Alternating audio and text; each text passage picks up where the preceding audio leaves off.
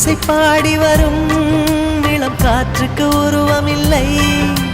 காற்றலை இல்லை என்றால் ஒரு பாட்டொலி கேட்பதில்லை.